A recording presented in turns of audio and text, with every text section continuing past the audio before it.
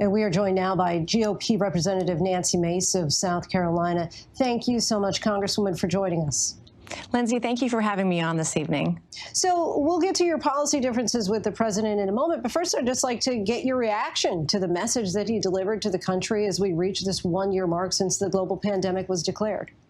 No, that's right. I was encouraged to hear, the encouragement looking forward and getting the vaccinations in arms. That's important. The sooner that we do that for the majority of Americans, the sooner we can get through COVID-19. But I was discouraged, of course, hearing the message of unity. I would like to ask President Biden, where was he over the last 2 weeks? Republicans wanted to work on a package in a bipartisan manner, and it just didn't happen. It really feels like up here on the Hill that this is Nancy Pelosi's party and President Biden is just living in it. And I'm willing to work with anyone who's willing to work with me. And we've got so much work to do for the American people right now. And we want to do it together. What more could he have done to extend the olive branch to Republicans? Well, reach across the aisle. Not a single amendment during the reconciliation process for this $2 trillion package that we don't have that money to spend, but not a single Republican amendment was allowed or permitted to pass through the budget reconciliation process. And when it came back from the Senate, all we were allowed to do was vote on it. And I mean, that's just wrong. And if we're going to talk about unity, we actually need to work together, as a country and as a nation. What would it have taken for you to vote yes? Well, when we're talking about a COVID relief package, I certainly think more than 10% should be spent on COVID relief. I think you could have done more, given more checks to larger checks to fewer people if they were really targeted. I qualify for a stimulus check.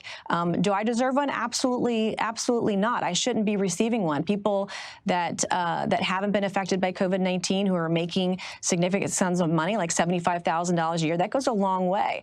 And we've got states like South Carolina that have done a very good job of balancing being precautious, putting precautions in place and being health and safety first, but also having a balance of reopening our economy faster. South Carolina's unemployment rate today is just over 4%, and it was announced last Friday the national average unemployment is just over 6%.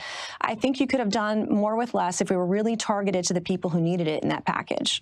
Now, the president announced this new timeline to have all adult Americans eligible for a vaccine by May 1st. What's your reaction to that? Do you think that it's a realistic timeline? And what would that mean for your constituents in South Carolina if we're able to meet that goal?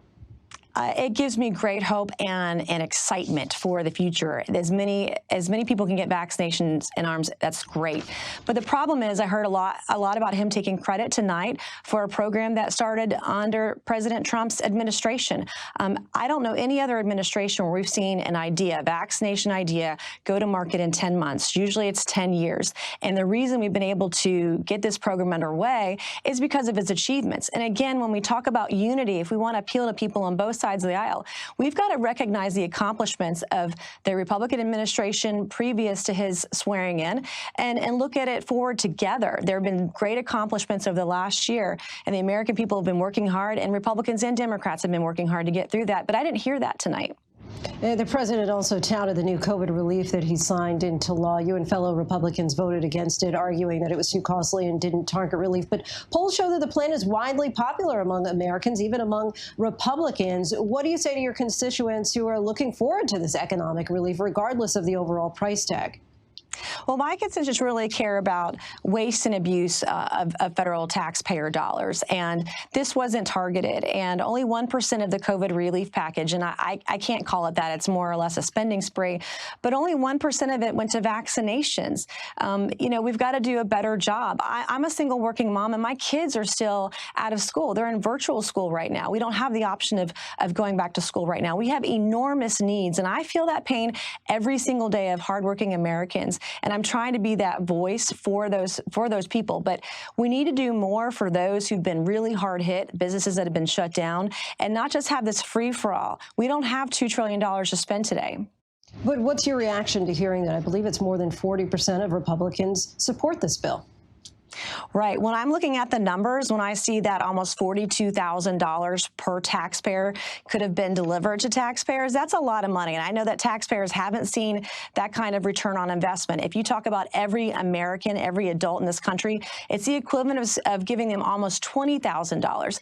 And we're not seeing that. This was a bailout for Amtrak. You saw Chuck Schumer initially wanted a bridge. Nancy Pelosi wanted a subway rail in her backyard. I mean, these were things that would not lift people out of poverty. And we have millions of children who want to be back in school. We have millions of people seeking to get jobs. We have millions of people that desperately want vaccinations so we can get back to some sense of normalcy in this country.